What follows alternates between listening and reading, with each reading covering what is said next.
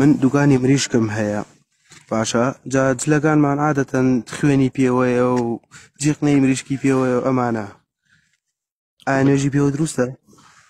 قوربان گیان طبعا خوێن پیسە بەڵام کام خوێن پیسە ئەو خوێنێکەوە دەمە مەسفوحەن خوێنی ڕۆیشتوو یعنی چی خوێنی ڕۆیشتوو حسابۆنە خوێنێک ئاوا ئەپڕژە بە گیان تا ئەبیری سێرەکەی هام گیانتی پیس کردووە یعنی دیارە کە زۆرە ئەو خوێنە بە نوێژ نییە جلەکە پیس کردووە وە ئەمما ئەدەم یەسیر خوێنێکی کەم ئەوە نوێژی پێوەی و ئەو خوێنێکەوە ناتوانانی خۆتی لێ بپارێزی ئەها پڕیشکە خوێن پڕیشە خوێن هەب پڕیشکەمان بەرەکەوێت یعنی لە کاتی سەربڕینە بە تایبەت پڕشکی خوێنە بەرەکەوێت جیقنی مریشکە بەرەکەوێت جلەکانت پیسە بێت هیچ کێشەیەکی نییە قوربانگیان ئەو دەمە یەسیرن زانایانە فەرموون دەمی یەسیر یعنی خوێنێکی کەم